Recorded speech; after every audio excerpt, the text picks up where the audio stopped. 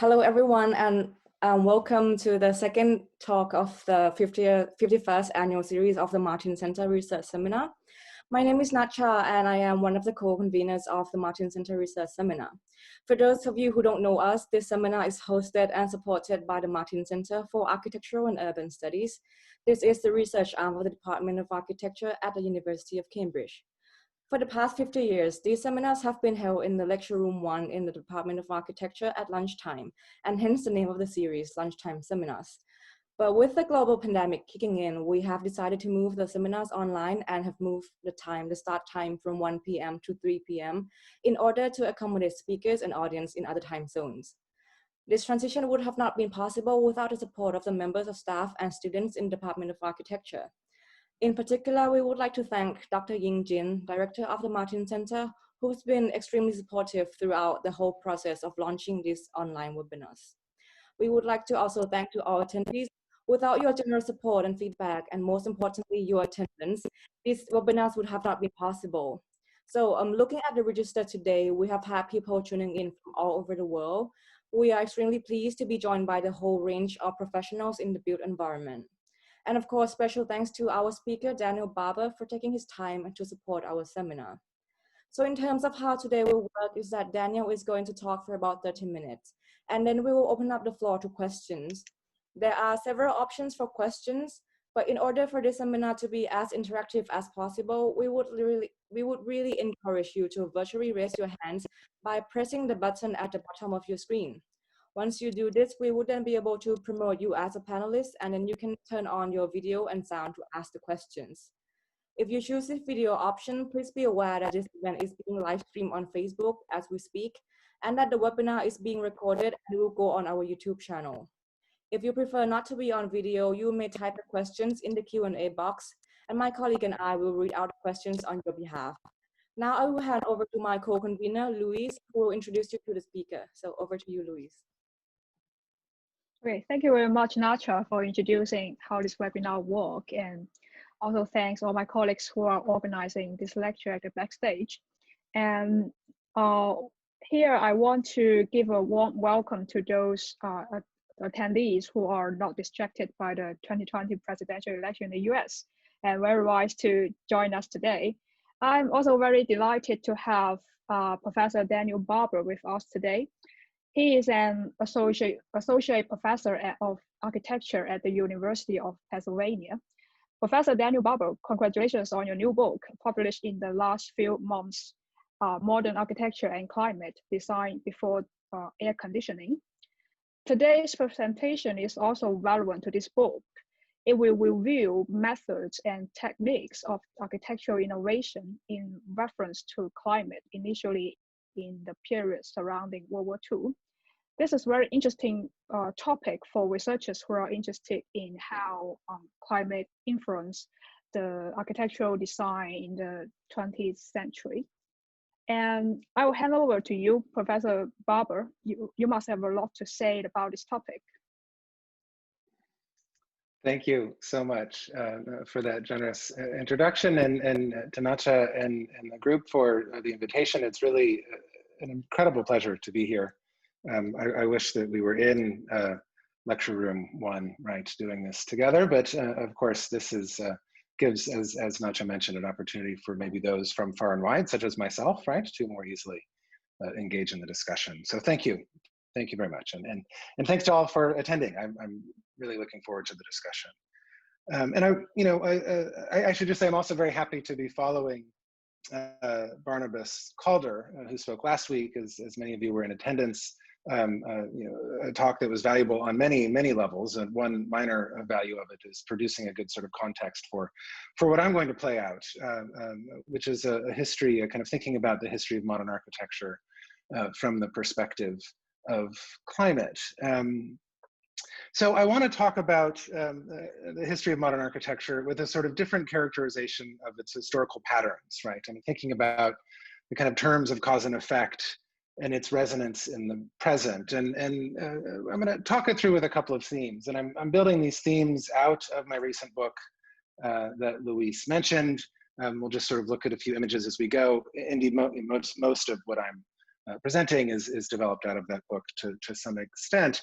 But I want to sort of use this opportunity again to kind of stage a discussion, if you will, around these concepts, these two terms, modern architecture on the one hand, or architecture in some sense as well, and climate on the other, right? And sort of stage this discussion in the sense of sort of take this opportunity to sort of consider how we might want to talk about these terms in specific ways in the present, right? And I'm not sort of, I'm not thinking about today in the sense of the election, right? I'm trying to block that out, but thinking about, today in the sense of how does this sort of moment of discourse, right? This kind of event, this discussion, become an opportunity for us to reconsider, right, the configuration of modern architecture and climate as historical forces and their relationship to each other, in their relationship to our own sort of patterns of building, of course, of designing, of thinking about architecture, and certainly sort of ways of living in the world, right? So trying to place these two terms in interconnection. So another way of putting this, right, another way of kind of understanding what I want to play out for us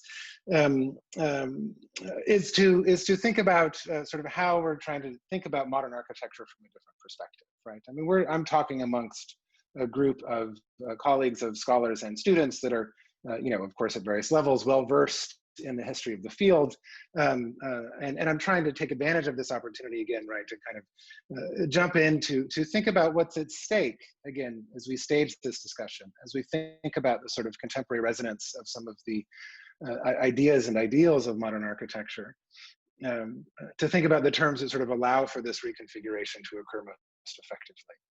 And so I'm going to sort of three sort of terms that will guide our discussion this afternoon. The first one is simply climate, right? And again, just to kind of reiterate or almost kind of double down on that word. In the first thing I want to do, far too briefly in this short period of time, is to think about to look at some evidence, right? Develop some of the evidence that I've already begun to scan sort of through the book. Evidence that suggests that a building's capacity to manage regional climates, mostly as it happens hot climates, was essential to the spread of modernism, right? To something that I'll call the globalization of the international style, right? So that's the first sort of notion, right? That climate becomes this important hinge, as we'll see, to open up the discussion of modern architecture. The second notion that will allow us to jump in is that the sort of primary element under analysis, the primary architectural element that we'll be concerned with, and I'll sort of jump back and forth between some of these, but the primary architectural element is the facade. And indeed, even more precisely, as we'll see in a moment, the facade section, right? So we're kind of playing this game, right? Staging this discussion again, right? Where the facade, we're going to see, Corbusier, of course, famously says that the plan is the generator, right? We're going to sort of see the facade as having this sort of facade section as having these kind of epical consequences, right? In imagining the future of life on the planet, I guess, right? And that leads us to the third theme, the third sort of concept, right? Which is that of comfort. And we'll get to, I'll get into some images of that in a moment. I don't want to scroll too far ahead. But the concept of comfort is this third term that I'll frame as a sort of means, again, to rethink, to rearrange, to reassess, not only the kind of past of architecture and its modernization, but again, as I've already begun to allude to, some of its sort of possible future conditions and configurations, thinking through architecture after carbon, right? What I'm just beginning to call post-carbonism, right? As a kind of style and a cultural force. Okay, so those are the three kind of themes or stakes or modes of, sort of points of discussion. Climate very generally, and again, kind of doubling down on it. This question of the facade, and then the concept of comfort and the ways that it's configured our life in the Anthropocene, in the sort of post-industrial late capitalist world, right? And how it will be the comfort will be the kind of term or the framework I'm proposing, the kind of hinge that will bring us into indeed a different way of life.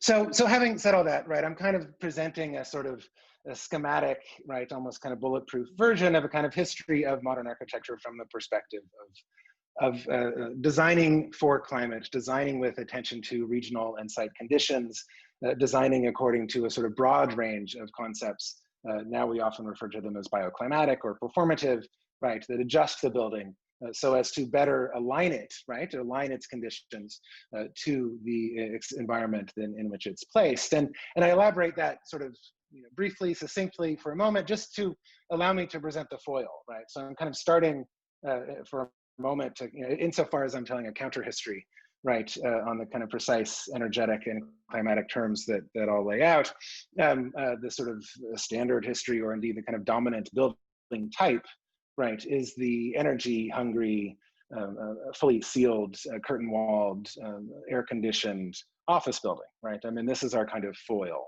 for the afternoon.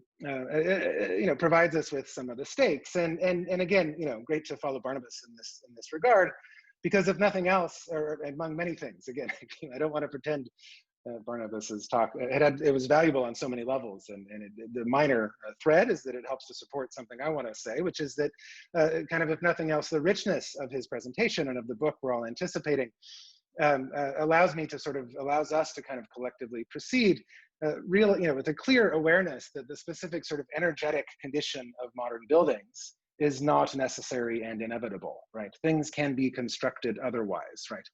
And even more so, sort of more broadly, the sort of conditions of a building and its energy condition is one that allows us to kind of read it in a broad cultural and on the terms of kind of a broad cultural and historical value. So again, both that this is the kind of condition that we all recognize, that maybe some of us live in or have, worked in, experienced in various ways. Obviously, it's a very uneven condition. I'm not pretending and calling this the mainstream, our air conditioning, sealed facades, very unevenly distributed around the world, and we'll get to that. But again, just to note, right, I mean, just to reiterate that there was a kind of moment of construction of this kind of modern world, air-conditioned world that we live in, right, and that's in part to tell that history and recognize those stories, but also to recognize that, it can also be torn down, or other things can be constructed. I'm not advocating tearing down the Seagram's Tower, sorry, that kind of slipped out in front of the wrong slide, but I'm saying that the kind of ways that we are working and building can be reconsidered, reimagined, those can be torn down. Okay, so let me then dive into some of the evidence. Okay, so again, sort of modeling for a moment, modeling this notion, attempting to sort of trace a history of modernism, of modern architecture that emphasizes questions of climate. So we're going to start with this building. We're going to, we go straight to Le Corbusier, straight to the sort of heart of the matter in that sense.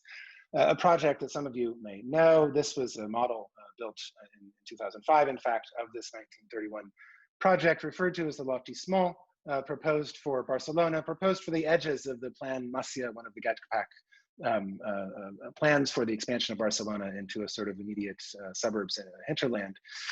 This is another representation of the project, and so what I'm just sort of playing out, right, again, is this notion that we begin to see in the development in the early years, if you will, in the kind of crucible of issues at stake in the early moments of modern architecture, the articulation of climate as a sort of mechanism, as a means, as a sort of climate management and climate adaptation, as a means to sort of sit in a specific space and serve a specific function. A moment, if you will, in which architecture is sort of framed as a process and a technique and a practice of climatic dynamism, climatic adaptability, right? All of these kind of terms and systems and ways of thinking about, again, the building as a sort of flexible object, right? As a sort of interface where we play out a certain relationship between the world outside, the global climate itself, right? And then the kind of thermal interior, what we'll come to see as the comfort zone. So initially, again, just to sort of think about the role of architecture, the role of the building and its generation, its kind of articulation in these specific forms of architectural modernism as a means to imagine a set of variable possible relationships with the climatic exterior, right? Again, as the foil of, or as the inverse of, the sealed curtain wall, right, that is fully air conditioned and doesn't allow any of this dynamism through. So these were this was a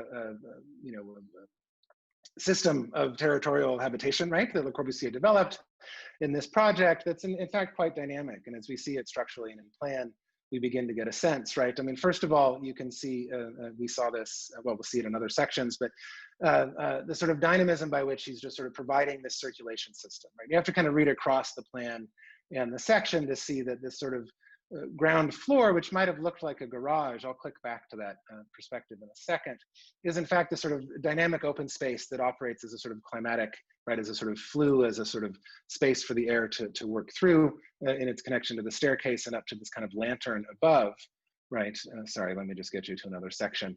Now this, see, the reason is this section is a little difficult because it shows that part of the plan where there's also toilets and other things, right? But in fact, you can go through this, right, and go up the stairs, producing the house, producing this sort of building as for its climatic dynamism. So back to this image, we see, right, the capacity to sort of experience this inside-outside space in a way that produces a different sort of lifestyle, right? It's made more famous, of course, in the Unité d'habitation and the Jardins suspendus, later narratives that Le Corbusier would play out along these same lines. But we begin to see this building as sort of producing a certain type of kind of lifestyle in relationship to ventilation, in relationship to the sun, in relationship to questions of comfort. So we'll look again at this section, right? And we just see not only the ground floor, maybe now I can just sort of do this, you see what I mean, this sort of air system that moves through, a sort of living area on the second floor and the bedrooms on the third. And then when we return to this section, right, we see that there's something else sort of going on at the facade. It's something I've already pointed out and we've already sort of pointed our attention to, but the dynamism of the shading system, right? And I'm sort of seeing this image and sort of framing, you know, starting the talk with this building, a model, I should say, project, in order to kind of see this image as this kind of originary moment, if you will, or this sort of, you know, almost kind of in the context of staging this encounter, of sort of staging this discussion to say, let's just imagine, right, that this moment when Le Corbusier is sort of drafting this drawing is really an originary moment, a sort of moment when we understand the value of this kind of modern architectural apparatus is that of a sort of climatic adaptability, right, of a capacity to manage that relationship between interior and exterior to produce a cultural space, right, on the inside that is distinct from the kind of unknowns and the unpredictabilities of the world outside, right? And of course, to do so through architecture and not through a mechanical system, as was already, you know, beginning to sort of be on the table in the early 30s when Le Corbusier was making these drawings. So we begin to, again, see, right, the sort of dynamism of this facade, which I have in this slide. You can see both this model, it's, you know, sort of different states of rest, if you will, that allowed the sun to enter into the space, mostly for daylight, but we can also, you know, understand that there were some thermal properties that were transformed by virtue of the rotation of the louvers. Louvers that we should note were often specified to be made from asbestos and have all sorts of other embedded material complications. But nonetheless, the kind of rigor and complexities of this drawing that allow us to see this attempt, this kind of attempt to produce the first drawing, right, that kind of tries to model those dynamic states, right, and say that part of the project of architecture is to sort of produce this active skin, right, this porous space that allows us to control and manage a relationship to climate.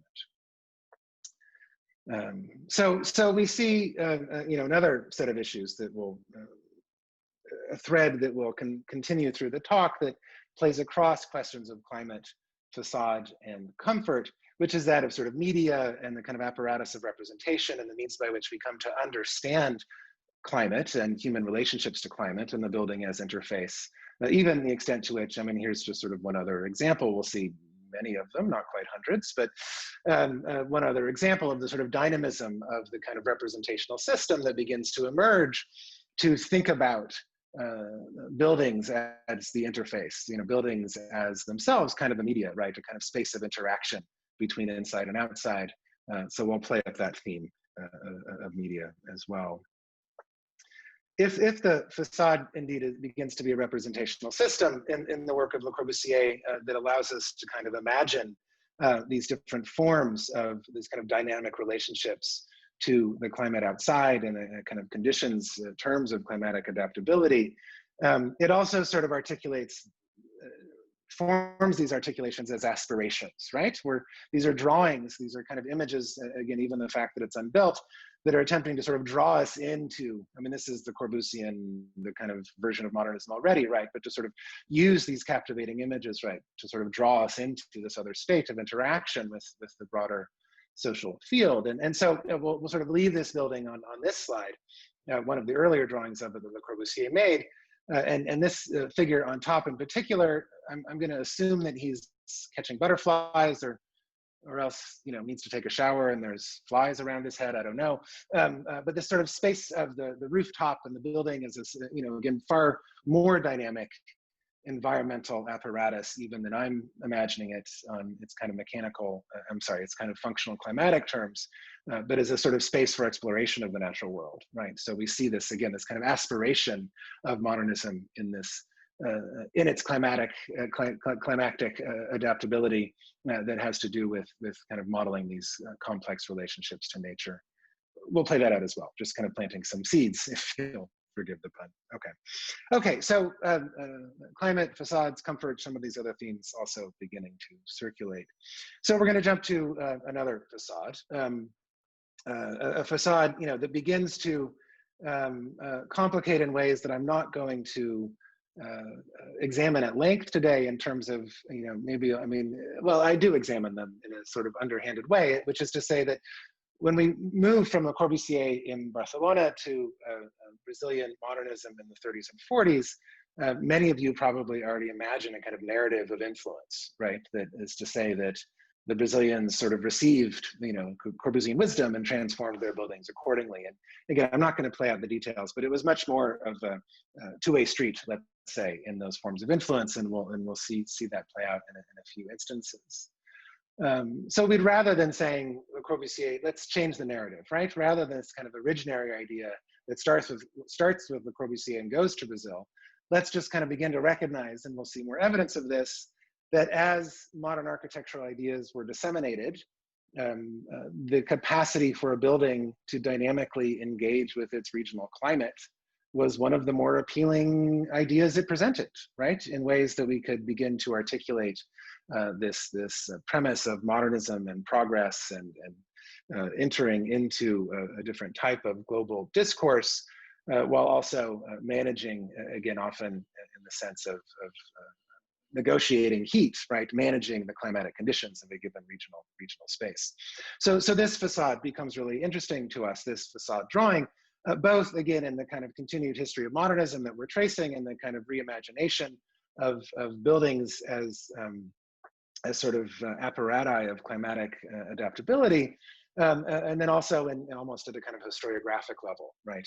In terms of understanding the causes and effects, right? That generated transformation in the field, the kind of idiom of modern architecture itself, so to speak, per se.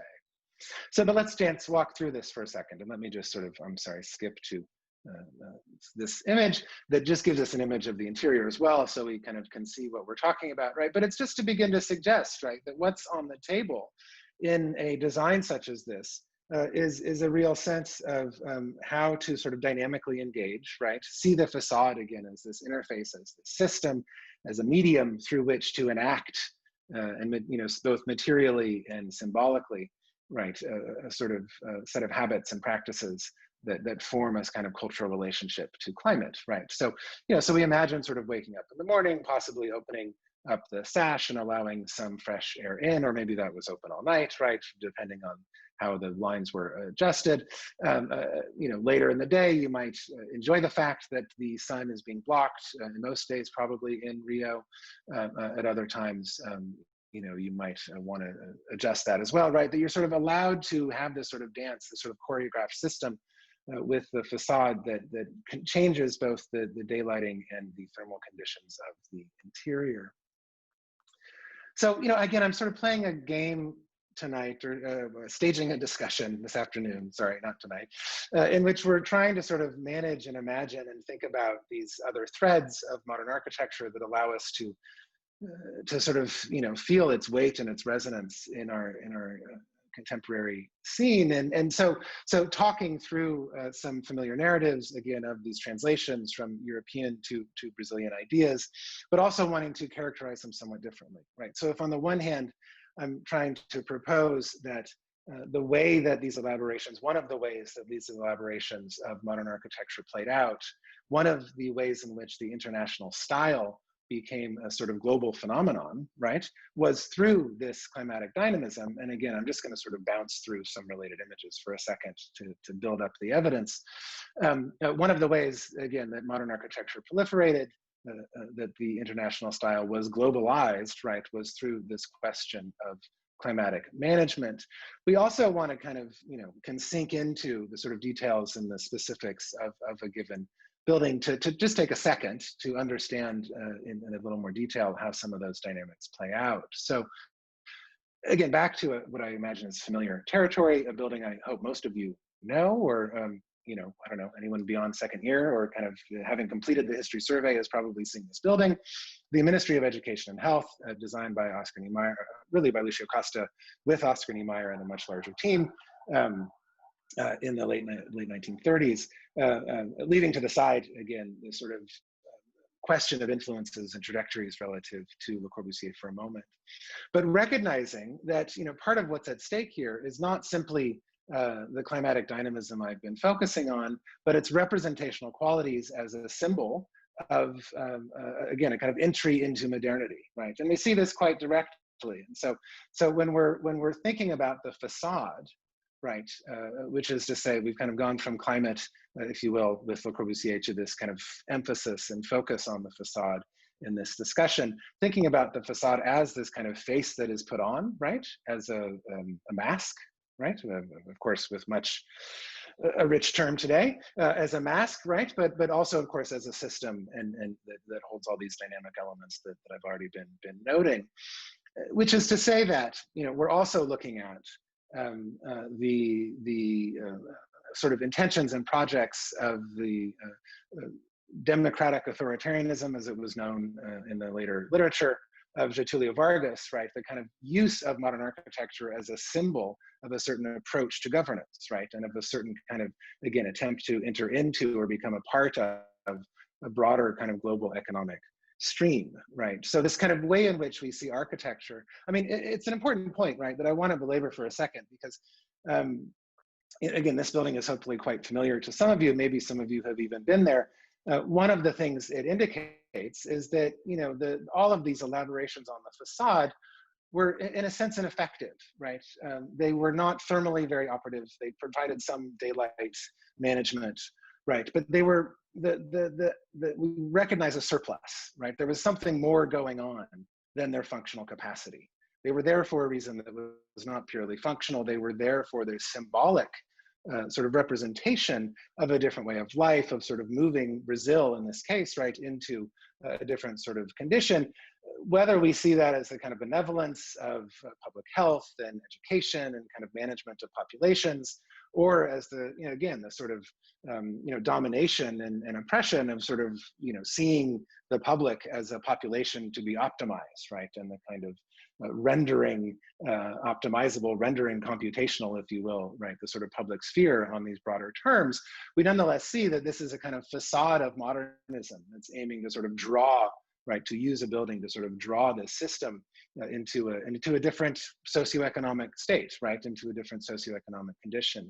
And we see this at great length, and we see this, that the sort of shaded structures, this is a building for reinsurance that was built in Rio in the early 1940s, right, quite literally as a kind of mechanism, as a kind of engine of investment, right, and one of the earliest shaded modern buildings. So, which is to say that the sort of emergence of the office tower in the global south, to start speaking much more generally, was shaded and was a sort of arm of, or a sort of leverage for, a hinge to, an opening up for a kind of introduction or elaboration or exaggeration of economic patterns, right, that had to do with entering these economies into broader global economic systems. We see that again here. I'm jumping around, right? I'm necessarily now crossing, oceans and complex historical distinctions and all sorts of other things, but just, and we'll see a few of these for a moment here, but just trying to map out that this sort of dynamism of the facade, when we see that architecture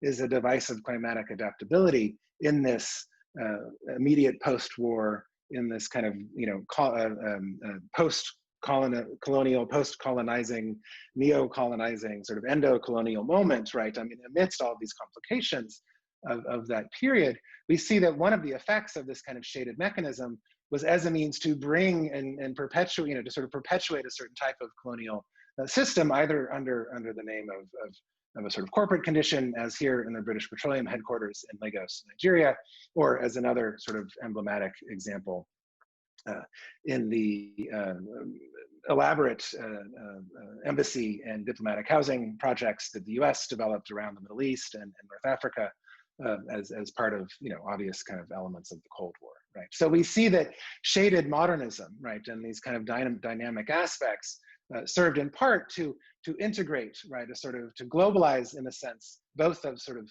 allowing for a different set of economic relations, right, and for better or worse, we can talk about that at the end maybe, sort of inserting economies and cultures into a different sort of set of conditions, and also in many cases, not necessarily, not absolutely, but in many cases doing so in forms that perpetuated in complex ways, quite familiar conditions of colonial dominance, be that again through sort of diplomatic, military, or corporate means, right? So it's also in part to say that let's kind of recognize, and I'll jump off from here, but we'll sort of use this as an opportunity to recognize that, more broadly, the growth of modern architecture was part of the expansion of a sort of colonial and neo-colonial building spree, right, in the late 50s and 60s, and shading was essential to that, right? So those are the sort of polemic, ridiculous statements I allow myself to make, right, in the context of this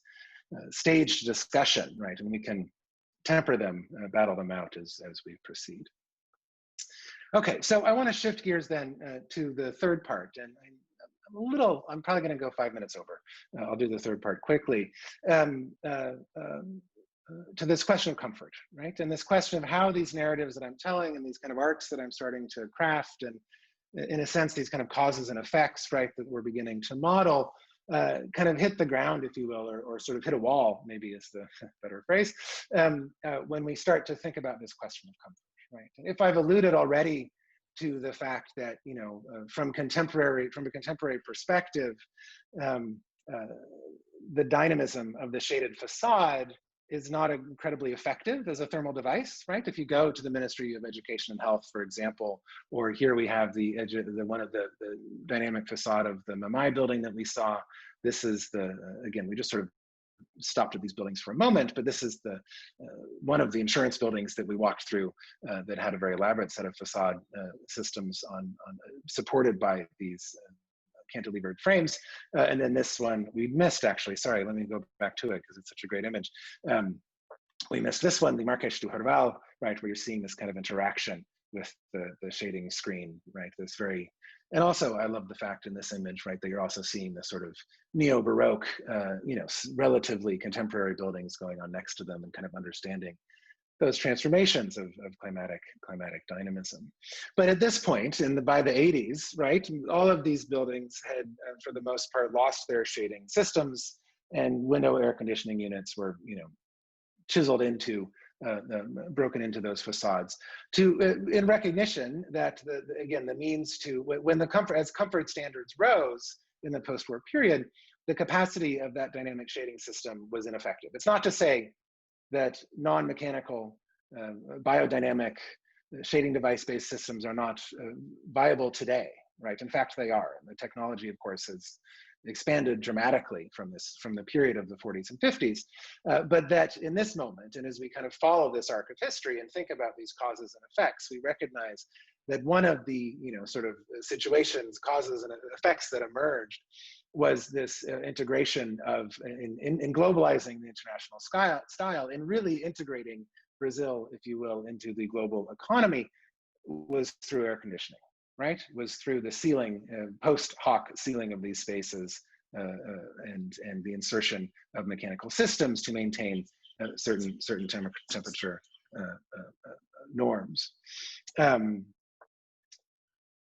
So I'm kind of getting ahead of myself because I'm playing catch up already with my own timing here. But we begin to see, Barry Bergdahl in the fabulous exhibition that he mounted, I think in 2015, Latin America Under Construction, said that when we look at the buildings of Latin America, Brazil, and elsewhere in the 50s in particular, we see what he called pre-visions of a modernization to come, right? He says these are not received kind of residue from the brilliance of the global north, but in fact, these buildings are sort of imagining the futures that will then play out as they return to, or continue to circulate, I should say, around the globe. And in fact, in many ways, right? I mean, also as a sort of stepping stone, right? As a sort of passage to this other kind of built environment that operates with a different sort of thermal interior. Okay, so this last sort of arc, this last sort of passage that I'll run through, we'll be talking about this question of comfort. And I'm going to do this far too quickly, and I'll be happy to pick up some of the threads in discussion. But it's just to introduce, again, far too briefly, the Ogyai brothers, Victor and Aladar Ogyai. We see them here with their thermoheliodon device as sort of climate researchers, right, that emerged in the post-war period as in the wake of Le Corbusier, right, as Corbusians, like emulating the master in their approach to thinking about the building as a climatic device, right? Very well versed in the Brazilian modernists we've just quickly ran through, and many others, having reproduced some of the, in fact, some of the images that we saw were their analytic sort of systems of understanding these buildings, some of the books that they published. But we see them as entering into this discourse to sort of produce one last arc, right? Which is an arc that goes from the kind of articulation of the interior space of the building, right? The thermal interior, the interior environment as the comfort zone, right? To kind of imagine how the building can be kind of manipulated so as to produce this kind of ideal space on the interior, right? From that moment there, the arc goes to that sort of capturing of that space for the air conditioning industry. And so let me just play that out for 1 second, and then I'll conclude briefly, and we'll break for discussion. So the Ogyais were in effect attempting to model, right, and produce in various ways. And this was their actual physical model, right? They were also elaborately diagramming and trying to develop methods and means of understanding interactions between various climatic conditions of the climatic surround and the kind of operations and experiences of the interior. Again, just sort of jumping through some of their images on these terms. Really, again, seeing the facade, right? I mean, playing out many of the themes that I have in effect drawn from them, seeing the facade as the kind of essential space of this sort of climatic negotiation, right? Even as a space of sort of contestation and kind of economic engagement, right? But really focusing on this question of comfort. And this image becomes their sort of leitmotif, right? The comfortable individual, right? Relaxing. I don't know how well you can see this, but it's one of the brothers with a pipe in his mouth, right? Relaxing in a Corbusian chaise, right? Kind of in an ideal sort of, forever continuous, uniform, consistent space. And operationalizing those systems and these complex dynamics of the building, right, as a climatic system to produce, right, this condition of comfort. So the last arc that we see and where the book concludes kind of takes us back to the beginning, right? Takes us back, in effect, to the equitable building, to the Seagram's Tower that we looked at for a moment in the introduction, to see how that sort of concept of comfort derived through a complex understanding, again, of the building as a device of climatic adaptability, sort of gets absorbed into ASHRAE systems, right, into the HVAC industry, into a form of regulating the thermal interior that then sort of shifts to become heavily dependent and quite quickly over-dependent on fossil fuels, to the extent that we're kind of left with a condition of the built environment, again, back to, sorry, I'm trying to get back to those slides, back to images such as this, a condition of the built environment that follows this stream, that proliferates, along these lines, that has sort of built in, right, a relationship to carbon, that it's now, I would say, the project of well, my generation and certainly those that follow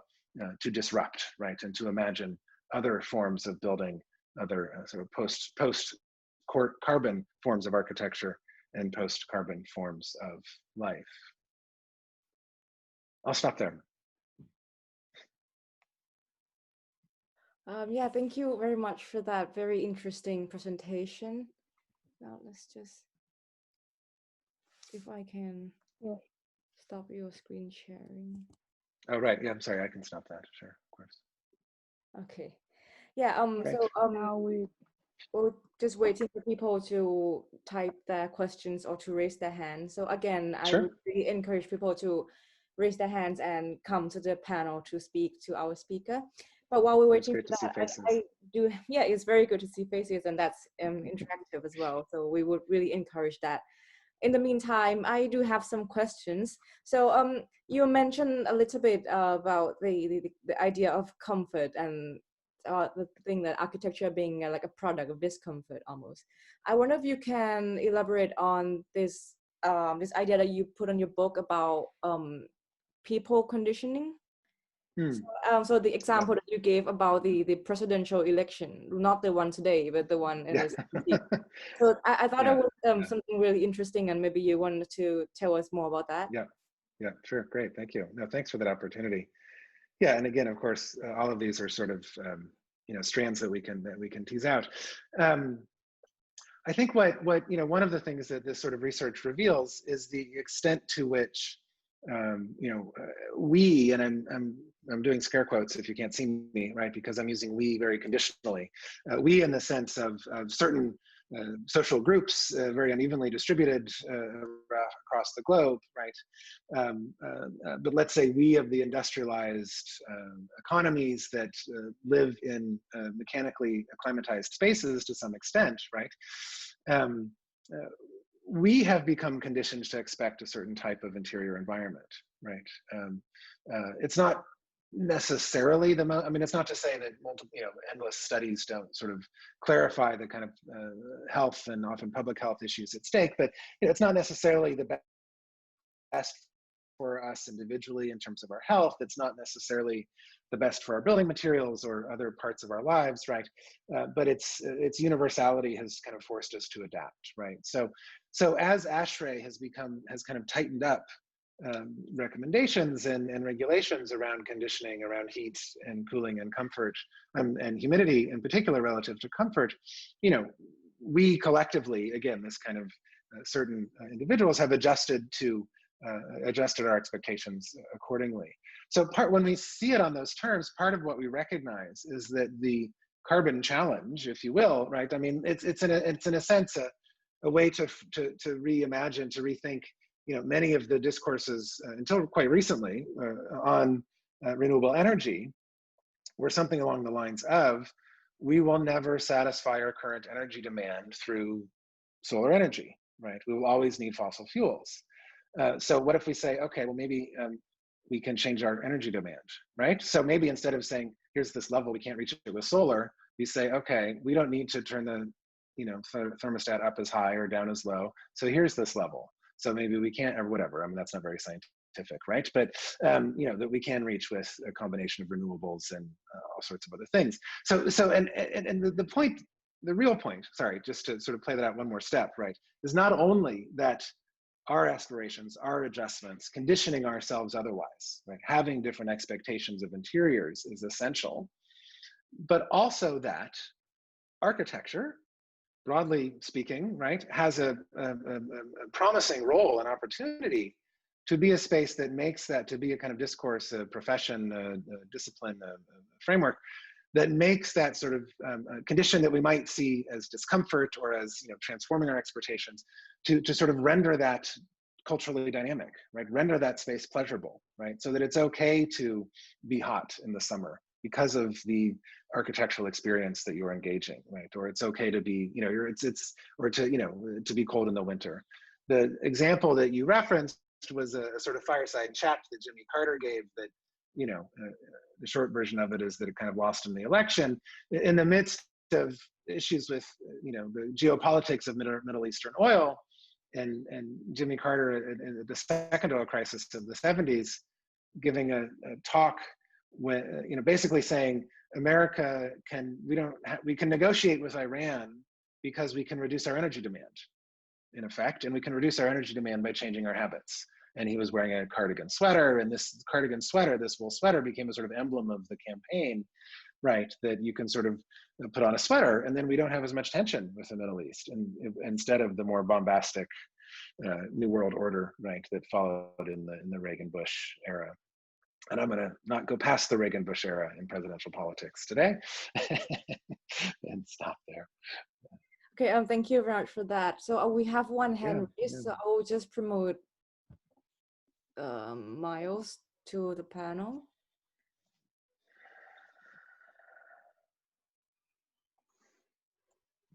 Hello, Professor Barber. I'm Miles. I'm doing in architecture and urban studies. I enjoyed your lecture. I just have a question about what you're calling the carbon challenge. It seems that a lot of the carbon challenge of how it's currently framed is framed around issues of how to reduce the greenhouse gas emissions of the buildings through the heating, through electricity, through energy. I'm also curious to what extent you've considered the carbon footprint of the energy that actually goes into the building construction. So for instance, I was reading recently a statistic that I found quite shocking, that a Seagram building from 1958, that the brass facade represents 1.8% of the building's mass, but 46% of its energy consumption while it was built. So I'm curious, how do you kind of balance the two? You might almost the paradox that you might have a building that is highly energy efficient, but still uses lots of energy for its construction. I'm curious about kind of before life of the building, of how do we deal with the balance those challenges of the energy consumed during construction and then actually when it's completed. Yeah, great. And the kind of question of embodied energy, question of specific materials courses, material sources, questions of life cycle analysis and carbon footprint, right? I mean, these are all essential to the sort of, the kind of research apparatus of architecture, as because I think what we're trying to come to terms with, let's say that we've reached a new phase. I mean, that there was a sort of moment that we might call, sustainable architecture, right? Where the project was basically, in effect, what you've described. And it's, maybe I shouldn't do this given the context, but I often use Norman Foster in this context as kind of an emblem. I'm not trying to pass judgment, but just as a familiar, frame of reference, which is to say, following, HSBC Tower is still a high-rise tower. It's still an incredibly energy-intensive project in terms of materials, embodied energy of the materials, of the labor invested. I mean, and by any estimation, it's a huge energy consumer, right, as a system, even if it's, doing better than it might have been had it not been built as brilliantly by Sir Foster, right? I mean, it's again not to say that he wasn't adding value, but to say that the system itself, if you will, right, is what is now at stake. It's not doing a better job of constructing in steel and concrete and glass, but really coming to terms with the fact that the kind of foundations of the architectural apparatus, right, of building culture, of the building industry, of its modes of kind of policy engagement and regulation, and it's, speaking very generally, that are in ways that manifest in very specific ways around the world, but that all of that, if we are taking the carbon challenge seriously, which I hope we are, all of that is up for reimagination, right? And again, as an opportunity, as a challenge, certainly, but as a space that says the kind of architecture of the future, or the kind of brilliant architect of the future will hopefully be a collective on the one hand, right? Will not be, the white guy with the brilliant ideas and wearing black with, et cetera, but will be the collective effort that says, how can we kind of reimagine our relationship to comfort? How can we, approach the programmatic needs of a given project, et cetera, that takes advantage of existing buildings and that really minimizes carbon, that takes into account the various LCA and embodied energies and carbon footprints, et cetera, right? So these are all, let's say, spaces for technological elaboration. These are all what I like to think of as degrowth opportunities, right? They're not growth opportunities in the sense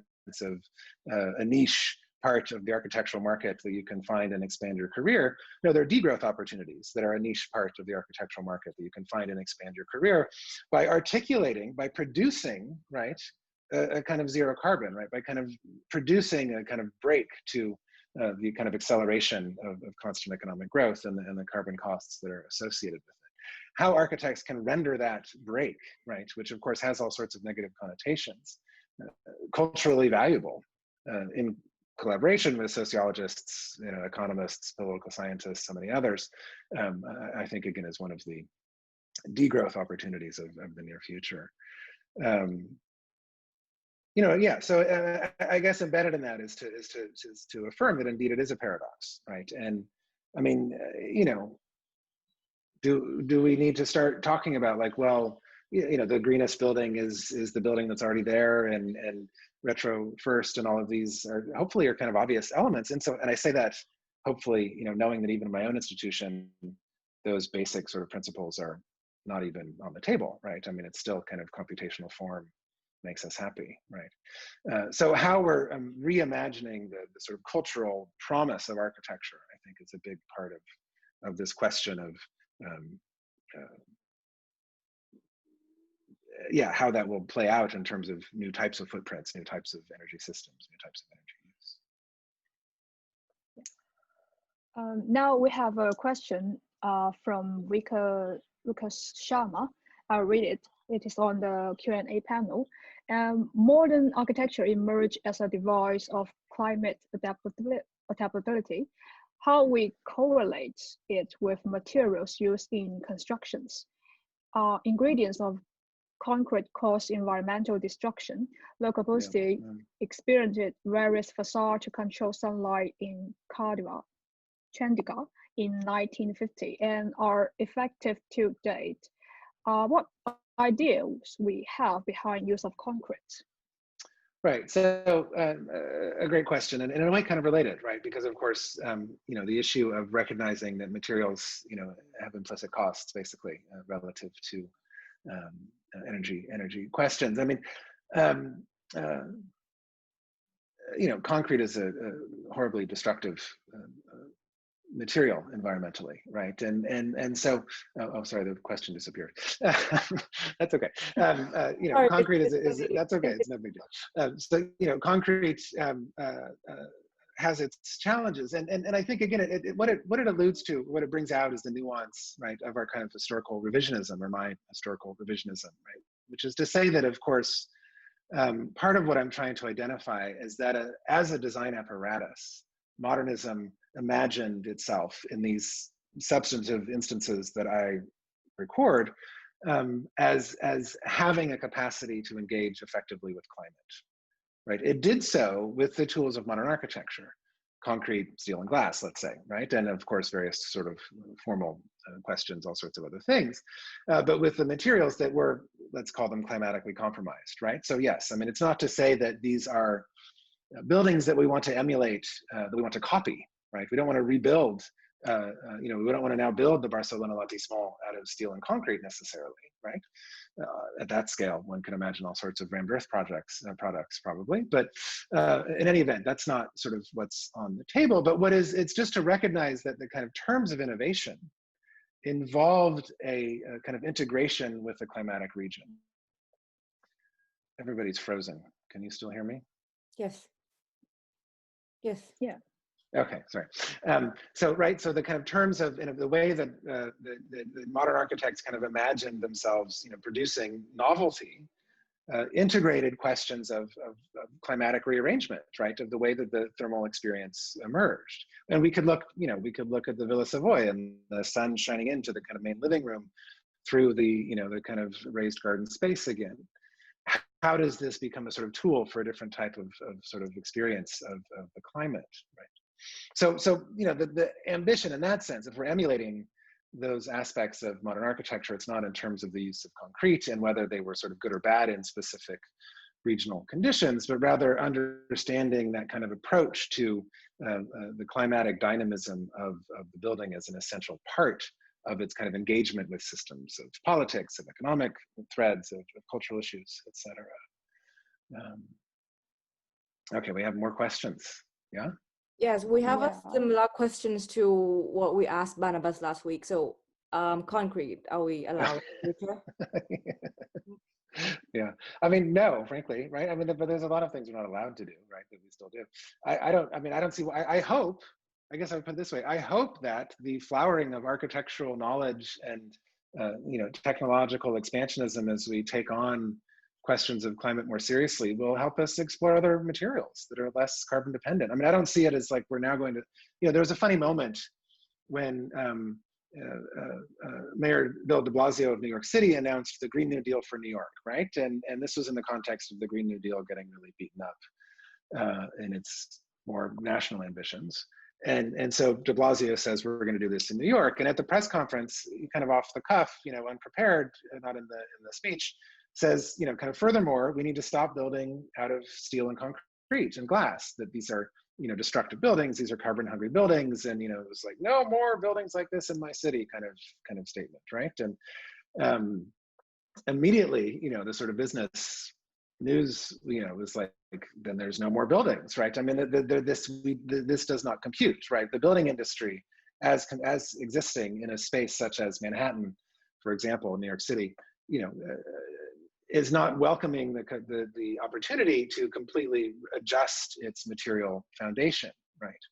At the same time that, as de Blasio noted, and as we all know, and frankly, many of those in the building industry know too, it is playing an important role in the destruction of our climate and the compromising of our future, right? So something, we will come to an impasse, and whether that happens, right, through further destruction and violence or through creative elaboration, I think is really what's on the table, right? So hopefully no more concrete, I guess, right? I mean, that's the aspiration, that's the goal. Let's find something else. Let others answer these something else question. Yeah, and a question from C. Kai Ping. Thank you for your great presentation, Daniel. I have a questions on comfort too. Could you elaborate more on the cultural influence on comfort? How could we be adapted to the thermal extreme in the future? So that's the question. Yeah, no, I mean, again, it's a really interesting topic, and I think I had the really nice opportunity recently of the journal ABE, Architecture Beyond Europe, has been doing some issues on climate and comfort, and I was asked to sort of scan recent PhDs on the topic, and sort of just sort of the state of the emerging field, and there's so much great research on this question, in effect, right? I mean, on sort of the complexities of the complex means by which a universal comfort standard, right, has sort of produced a path dependency that is so wrong-headed on so many levels, right? In terms of climate, obviously, right? I mean, in terms of the fact that we are sort of subject to, in many ways, mechanical systems, HVAC systems that sort of manage our interiors, often without our input, right? Or, I mean, there's many different versions, but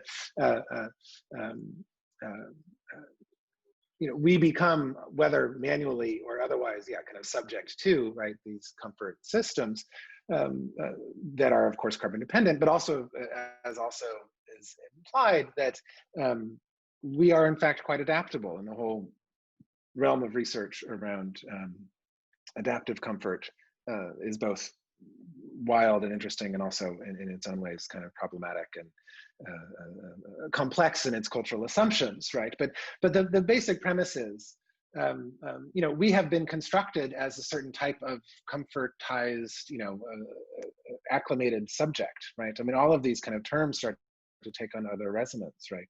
Relative to the people conditioning that we already talked about, relative to the question of sort of acclimatization, right? The way that we have sort of formed ourselves as moderns, if you will, or postmoderns now, or whatever we are, late moderns, pre-apocalyptic, maybe, I don't know, mid-pandemic, right? I mean, but we have formed ourselves in the context of certain comfort expectations, and now need to form ourselves otherwise, right? I mean, collectively, again, right? And the studies show, right, 4 out of 5 doctors have clarified, that we are adaptable, right? And we know that because many of us, of course, adaptable in different ways, but many of us experience, a day at the beach where we're hot and it's okay, or a day in the mountains where we're cold and it's okay, we recognize the role, I read a great paper recently about the sort of dynamism of, layers of clothing in 18th century France in relationship to the kind of building styles and the kind of ratio of window to wall and the facades, et cetera, right?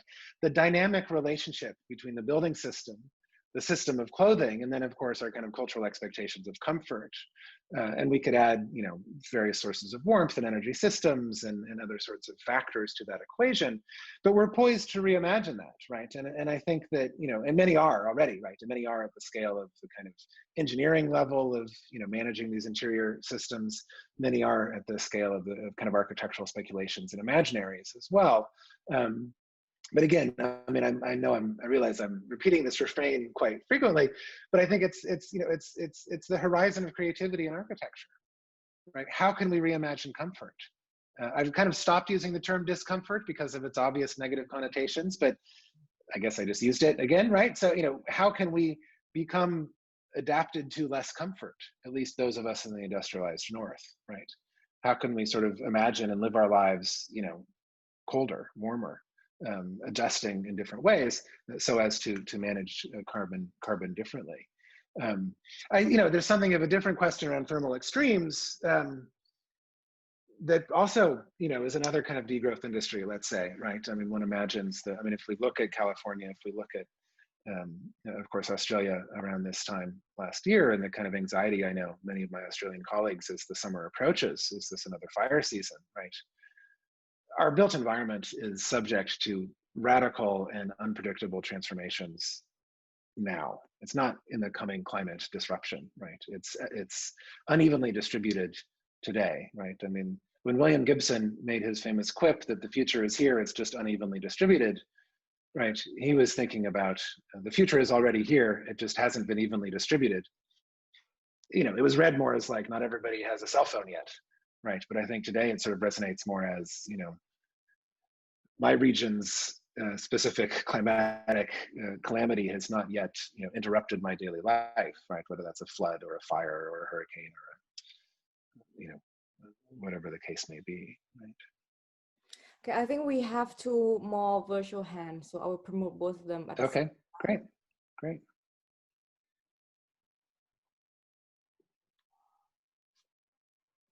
Uh-oh. Bringing out the big guns here. You have to unmute yourself. Oh, Florian, you're muted. Sorry. Sorry, I don't consider myself a big gun, actually. Hi, Florian Urban. I'll say friendly names. Yeah. Good to see you. You can see me? Okay, yeah. I teach architectural history at the Glasgow School of Art, and I'm very interested in your research, because actually I'm going to design a course on the influence of climate on architecture for students together with Barnabas Caldwell. So great. I'm really interested in. I wanted to refer to what you said, that the actual thermal record of these buildings is not particularly good, which suggests that you mean that Corbusier's and Niemeyer's climate dynamism is first and foremost a rhetorical device. So if you say that, or if you like what most people would believe is that Sirt's embassy in Baghdad, for example, has a worse climatic record than the previous forms of colonial Orientalism, for example, Lutjens's pseudo-Mughal architecture in New Delhi or so on. So my question then would be, in your opinion, what then did drive the obsession with climate? That's the first question among the modernists. And second, why were they not more efficient in actually producing architecture that increases thermal comfort in any context other than an ideal Mediterranean or Californian climate? Yeah, great. And thanks for the chance to elaborate on some of those remarks. Another sort of heart of the matter here, right? And I would just say, I'm going to say a few things. I mean, one is that one thing that I'm starting to try and do, and that the question sort of begs, is what is that thermal record, right? Which is to say, why am I not talking with some facility about sort of actual sensor data that helps, or historical data that is clearly available, right? That helps us to understand that question in finer detail. So I should just say that, you know, to my mind, in some ways, the kind of another kind of horizon, another kind of elaboration of our field that I'm quite excited about is precisely these kind of historical forms, methods, historical research methods that are beginning to integrate climatic data in very effective ways. That I say as my own aspiration. I'm not doing that yet, but I'm starting to get my head around it.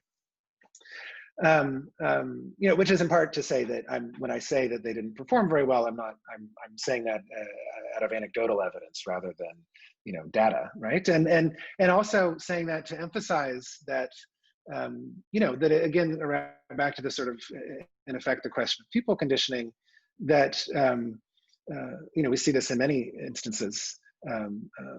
Let's take ASHRAE, right? I mean, kind of ASHRAE thermal comfort standards have increasingly become more rigorous, right? And requiring, generally speaking, increased fossil fuels to meet them.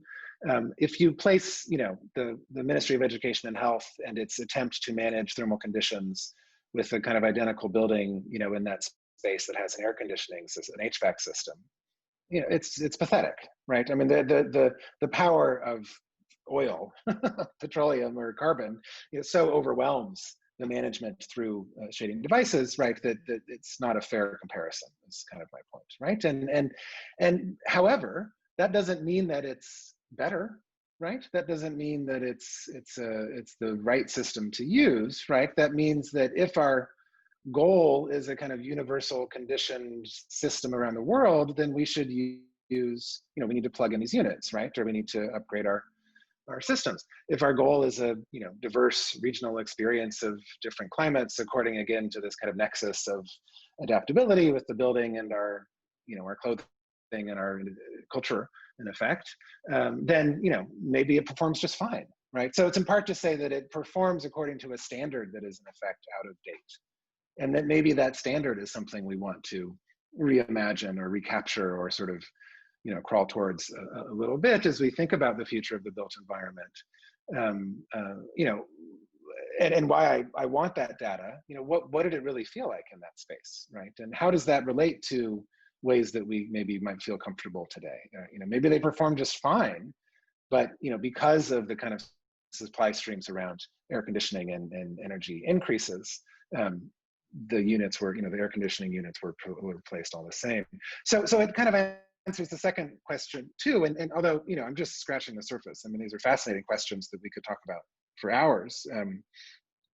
Obviously, you know, a lot of stuff on the table, but the question of why they weren't more efficient, I mean, to some extent they were, the story sort of collapses or, you know, sort of gets overwhelmed by the flood of oil, right? I mean, at some point, the drive to experiment with climatic shading systems, non-mechanical systems, was, you know, quaint, because you might as well just stick an air conditioning unit in there, right? I mean, there were fewer and fewer places around the globe where that didn't make more sense, right? Was to just sort of take advantage of existing energy infrastructure and, you know, either build it into the building, of course, or right, stick it in the window.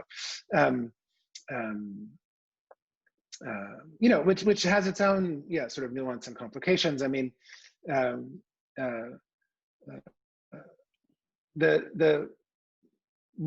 me just sort of try to map it this way, because it gets a little complicated. But basically, to get in a little more detail, the Olgiais, for example, were just about to, I'm going to use the term, computationalize their system, right? They were just about to kind of bring it into a completely different discourse relative to climate science as it was emerging in the period, relative to the building sciences that were interacting with climate sciences in different ways. You know, and if you know, we all probably know, at least in general terms, kind of history of computation, you know, 60s, 63, et cetera, like these are moments when computation's getting going in architecture and elsewhere.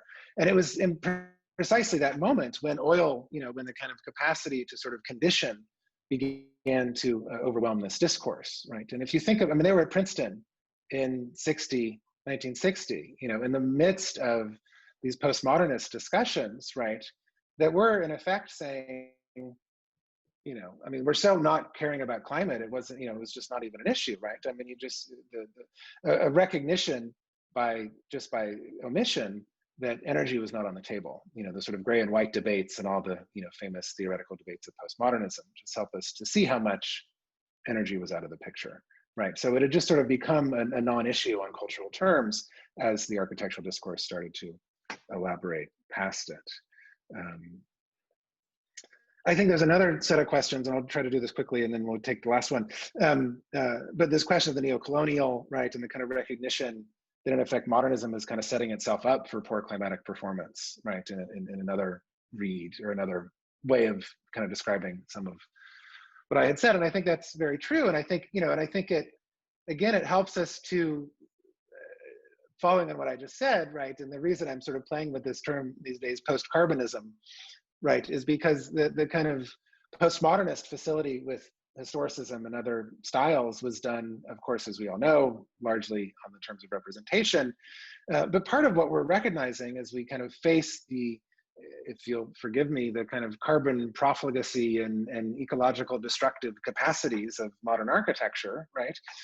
We're saying, let's look at the kind of broader historical sweep as we imagine ways of building in the future, right? But not in the kind of representational focus that preoccupied postmodern debates, but in a sort of material and energetic focus that might preoccupy these sort of post-carbonist debates, right? How we kind of imagine ways forward. Okay, thank you for that. Barnabas, I think he has a question. If you can turn on your camera and the sound as well. Yeah, I'm so sorry. I can't turn on my camera. The webcam's gone wrong, which is the equivalent at the moment of not having a face. Thank you very much, Daniel. That was fascinating. My question is deeply anticlimactic after Florian's, because it's basically the same thing. I was wondering about post-occupancy work done on these buildings. The two things that were occurring to me in relation to that were Charles Correa's statement in the I think in The Blessings of the Sky about how he'd followed the Corbusian idea of concrete fixed brise-soleil and had discovered that they just radiated heat into the building all night so that it never cooled down.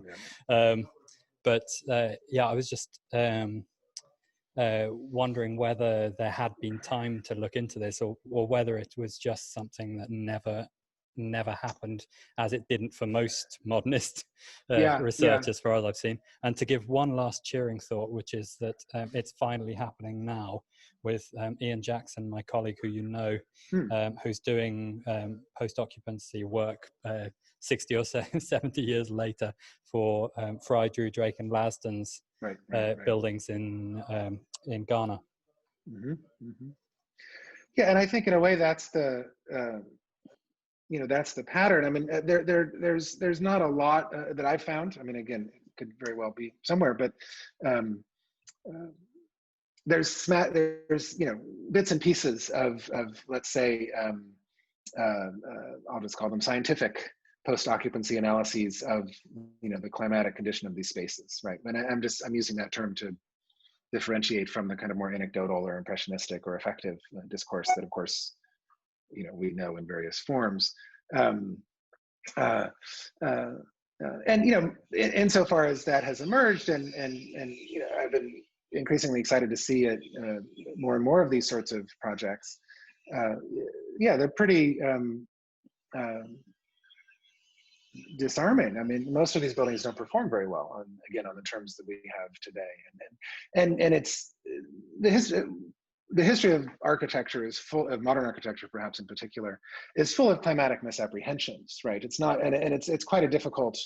We don't want to fall into the trap of kind of using contemporary standards of knowledge to assess those in the past, but rather to which is to say.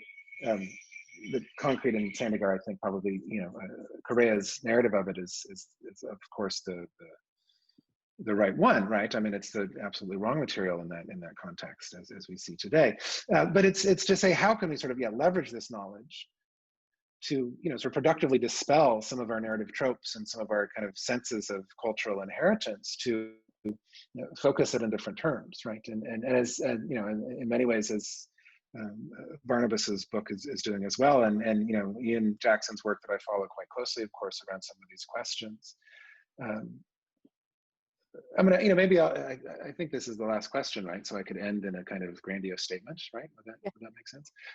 You know, which is to say that, you know, the sort of broad question of the Anthropocene, right? I mean, this broad question of a world where humans are explicitly and aggressively kind of implicated in geophysical processes across time and space. You know, I think one of its powerful aspects for scholarship is a real challenge to our methods, right? Is a real challenge or a real set of opportunities, again, to say, how can we produce knowledge that in architecture, perhaps, I don't know, maybe it's just because this is where I am, but, you know, is a really exciting place for this, certainly. How can we produce knowledge that brings together, you know, the humanities and the sciences, that brings together aspiration and data, that, you know, that sort of draws together our clear knowledge of the transformations of the natural systems that we depend on with the kind of cultural opportunities of thinking them through in ways that are more effective for post-carbon life, right? So we're forced to find new, you know, new friends, new colleagues, new collaborators, expand our sort of own literatures of, you know, et cetera, and think about what we're doing as historians, as discourse agents in this field, I think quite differently, but again, in ways that are quite exciting and full of interesting discussions and interesting opportunities. Yeah. I hope such as the one we had today. I hope that this was of interest and one of those opportunities for all of us to elaborate on those terms and intensify some of these issues in our field. Yeah, thank you very much to Daniel Barber, our speaker today. I'm aware of the time, so I have to wrap it up here. So thank you everyone for tuning in. We are taking a little break next week, but we are planning to upload some of the past lectures to our YouTube channel. So hopefully that will keep you busy in the meantime. And we just, again, thank you very much for your time. And we hope that everyone keeps safe during the second lockdown, and we will see you again on the 18th of November. Yeah. Okay, bye-bye. Thanks so much. Great to see you all. Bye. Thank you. Appreciate it.